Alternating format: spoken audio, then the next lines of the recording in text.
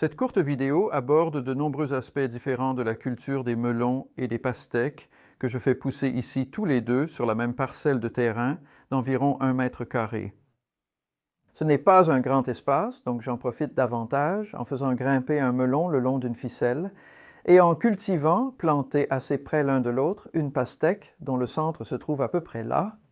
Et en fait, c'est vraiment difficile à voir maintenant parce que la pastèque s'est étalée partout sur le sol et si je soulève un peu ici, vous pouvez voir les racines là et c'est ce que font beaucoup de cucurbitacées, y compris les courges.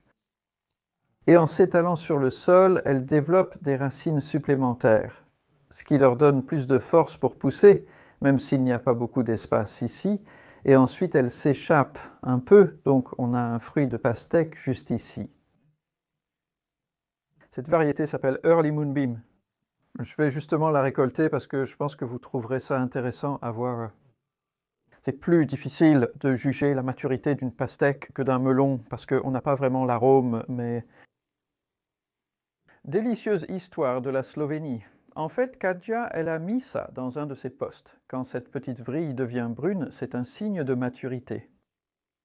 Cela dit, ce n'est pas vraiment brun, mais notre climat ici n'est pas aussi chaud que, disons, en Slovénie. Nous sommes dans un climat tempéré, pas continental, donc... Comme aujourd'hui, la température atteint à peine 20 degrés Celsius, soit 68 degrés Fahrenheit. Ici, nous avons un fruit de Early Moonbeam, alors jetons-y un coup d'œil rapide. C'est une variété à chair jaune. Donc, il ne sera pas rouge foncé, c'est plutôt une question d'apparence, de voir si l'on peut distinguer ces petites graines noires. Au fait, c'est moi qui l'ai cultivé. Oh oui, ça a l'air prometteur. Oh, waouh. Oh mais en fait, oui, hein, il n'y en a que quelques graines à l'intérieur. Je ne sais pas si vous pouvez les voir, et ça a l'air correct. Vous pouvez voir le jus qui sort. J'ai hâte de manger ça plus tard. Et ça vient d'une graine que j'ai gardée à la maison. Je n'étais pas sûr que ça marcherait, mais en fait, l'année dernière, j'avais une pastèque qui poussait juste là. Et je me suis dit, eh bien, je vais recommencer parce qu'il y a de la place pour qu'elle s'étende un peu. Et vous pouvez voir qu'il y a une autre pastèque assez proche de la première, celle que je viens de récolter, qui va maintenant grossir davantage. C'est en partie pour ça que je voulais récolter celle-là. Comme ça permet aux nouvelles de se développer un peu. Alors qu'ici, celles-ci, ce sont des Minnesota Midget, comme des melons normaux. Tu peux voir qu'il y en a 1, 2, 3. Et ils sont sur la tige principale. Et puis, j'ai fait une erreur en le faisant pousser le long de la ficelle en juin. J'ai réussi à casser le sommet, je le tordais autour. Et puis, j'ai pris un rejeton pour continuer à le faire pousser vers le haut et je ne savais pas si ça allait marcher. Et pendant longtemps, il ne donnait pas de fruits ni rien. Je me suis dit, bon, il va juste faire plein de feuilles. Et nos étés sont un peu limites pour cultiver des melons parce qu'ils ont besoin de beaucoup de chaleur. Mais regardez ce qui s'est passé. Et on en a 3 autres ici aussi. Et ça, c'est Minnesota Midget, encore une fois, de Homsocide. Donc j'en suis content aussi. C'est un peu une première pour moi.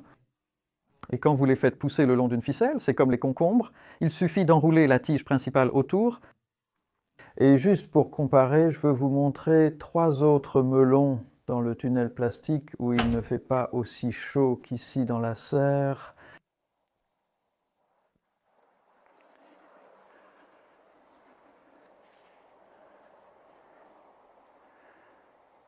Vous pouvez voir que le jardin a l'air très luxuriant en ce moment grâce à la pluie que nous avons eue récemment. Nous avons déjà eu 18 mm aujourd'hui, soit 3/4 de pouce. Et les brassicacées, le céleri, les courgettes, ils adorent ça. Ici, nous avons les plantes d'été qui entrent dans leur phase finale de fructification. Le concombre continue toujours, et ces melons aussi. Ces plantes étaient un cadeau de Stephanie Hafferty, qui a un compte intéressant à suivre.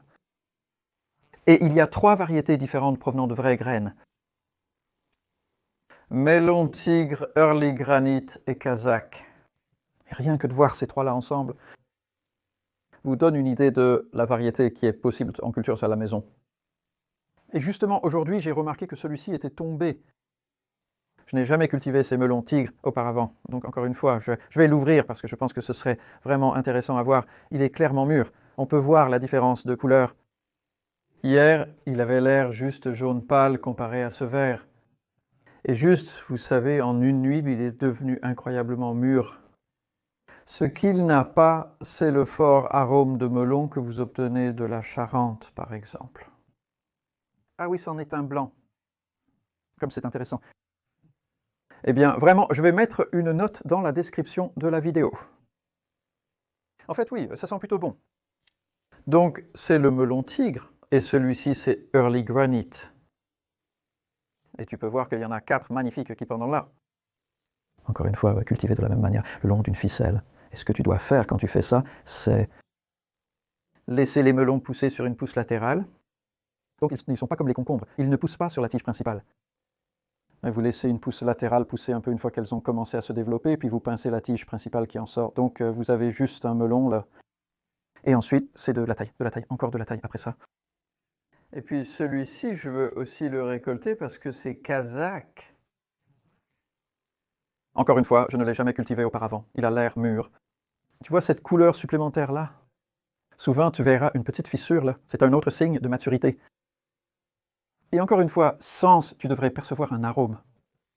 Celui-ci ne fait pas beaucoup ça. Je remarque que c'est un melon à chair verte. Ça montre à quel point ils sont tous différents. C'est vraiment incroyable. Et oui, ça a l'air plutôt mûr en fait. On peut le voir aussi grâce aux graines et tout le reste. Laisse-moi sentir un peu. Oh oui, ça sent bon. Oui, donc avec certaines de ces nouvelles variétés, il faut apprendre à les connaître, voir comment elles réagissent et quand elles sont mûres. Et j'espère que cette petite visite des melons et des pastèques vous a plu. Ne semez rien maintenant. Vous devez attendre jusqu'à avril prochain, sous abri, puis les transplanter ici après les dernières gelées, à partir de la mi-mai.